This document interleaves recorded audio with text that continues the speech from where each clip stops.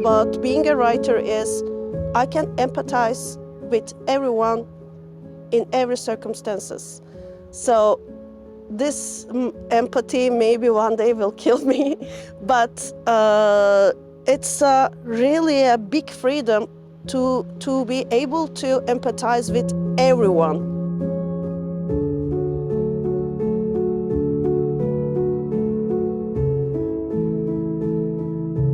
I'm Nazli Karabıyıkoglu, and I'm an author. Also, I'm an activist of human rights, and I'm an academician, a researcher, and a nomad. It's been like 3 years that I have been in Germany. Before coming to Germany, I lived in Georgia for 3.5 years. So in total, it's like 6.5 years away from home and my friends and my family. I chose to come here and have this scholarship to proceed also in my writing, in my career, because I believed that I could do something good with my writing. That's why I am here.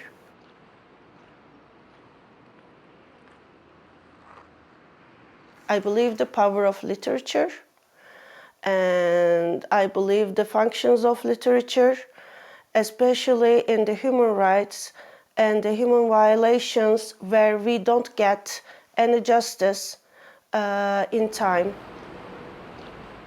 Turkish family structure is a product of the country's geopolitical position, surrounded by the sea on 3 sides: Black Sea in the north, Aegean in the west, the Mediterranean in the south. It's a peninsula. Its political system is republic. Official religion is Islam. Its population comprises of Turkish people as majority, the proud Kurdish people as minority, and other ethnic origins as percentages.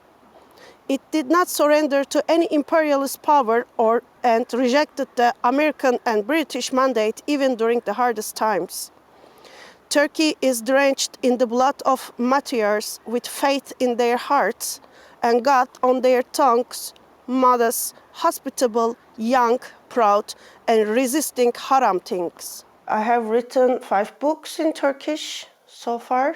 I want to be read internationally, so I wrote my 6th novel, and now I'm waiting for it to be published in English. Also, I want to see the Turkish queer literature, the queer language, because in Turkish language, queer people have their own dialect, communicating with each other, which we called Lubunca. And the queer people, they call themselves Lubunca. So as a Lubunca, I speak Lubunca, and this language was some kind of a secret language which was used in many years and takes its roots from the Romanian, Greek, Armenian, Old Ottoman, Farsi. It's like a mix of everything together. Most of the time, sex workers were using this language to keep each other safe. In the recent time, like for the last 10 years maybe, 10, 15 years, the Lubunca became a little bit of mainstream with some of its words. So, which Lubunyas of Turkey, they are not so happy about it. So, because it's a special language and it should stay secret to function. But maybe carrying this language into a more genderless Turkish literary language and speech and writing style without harming the concept could be nice, and I think it should be internationally seen, because I don't know any other language has such dialect for just the LGBTQ plus people. Peace is all around with the doctrines of religion. Turkey is a sign that justice is not a mere word. Since the very beginning, its presidents, ministers, government deputies have served as models of honesty. The executives who know nothing about rent-seeking are earnest and respectful. Its history outgrows books with epics and myths, civilizations and states. The place where the earliest civilizations were born, always proud of its ancestry. The place where there is no room for unjust treatment in the council, full of those who adopt politics as a principle and whose ultimate goal is to leave no place without democracy. Within its streets, each article of a human rights declaration blossoms. Its developed cities are envied by European countries, and its economy, resisting the parities, leaves no one hungry. Turkey is a country whose land grows trees if you spit seeds.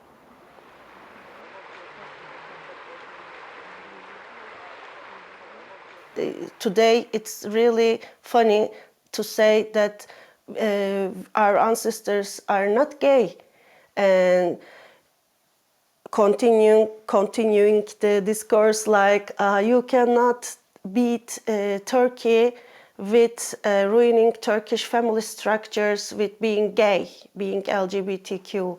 So Turkish family structure doesn't have a LGBTQ plus.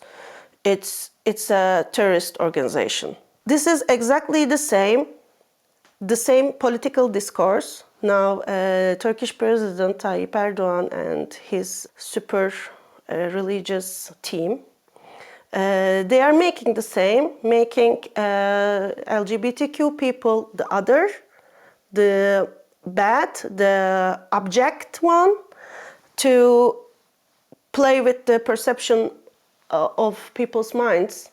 And so far they are quite successful with this. So I don't know, as a artist, I don't know how to deal with this rather than making some art or writing. I don't know, I cannot deal with this truth.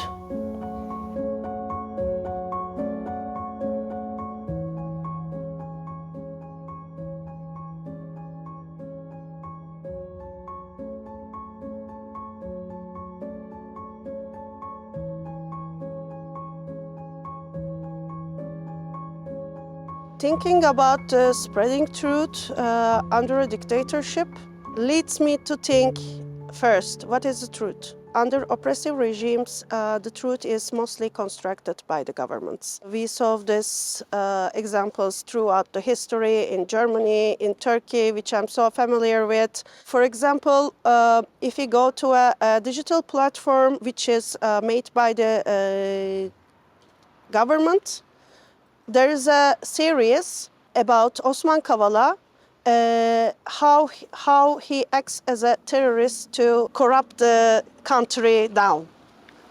But we all know that Osman Kavala is not a terrorist, for example. Journalists, authors, artists, we should be after how the truth is constructed in the society first. After that, we can have a broad understanding of how the system works. And the hate speech expands itself through media, and how do people are brainwashed very easily. It's our responsibility to show the process of constructing a truth and spreading all over with our work to the people who are not maybe involved in the literature scene, art scene, people who do not read that much. Maybe we should find ways to reach everyone, to spread not only the truth but also the goodness.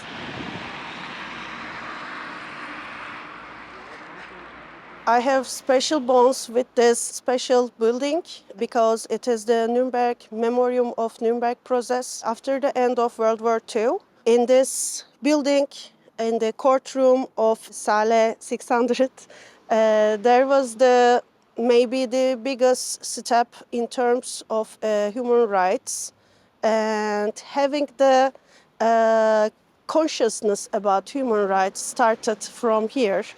Because after the brutal war era, judgments were made here.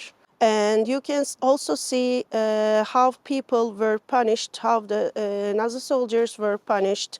But the most important thing is the consciousness of being human, the consciousness of doing ill treatment, torture, and violating somebody else's rights, the consciousness of being human.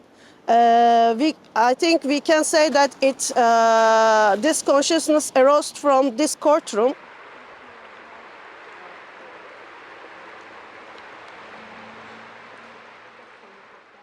You began analyzing the hollow observing you, living the struggle, as the speeches of the president with an invisible turban at his rostrum, as magnificent as the caliphs, continued describing a family structure, focusing on the triangle of race, religion, and masculinity. When you realized it was the only way of salvation for you to read and write more, discuss and create discourses more, indeed, to produce more, you saw that structure, about which many principles were declared, was actually everything that surrounded you, and you planned migration for yourself as others had. Before the migration, you ruminated, evaluated, compared, reviewed, and tried to understand, instead of resting on the soft and warm ground of hollow you were born to. Why did you want to see the depths of another hollow? Were the other hollows actually hollow, or were the lives actually hills? Was it the sky, the sun, or the branches that laced the trees without touching each other? About being a writer is I can empathize with everyone in every circumstances. So this empathy maybe one day will kill me, but it's really a big freedom to be able to empathize with everyone. It's a poisonous thing, but I love the conformity of the space it creates so that I can create something realistic for people, I hope. So this is all we have, the literature, the art, and I don't know another way to deal with the pain of others.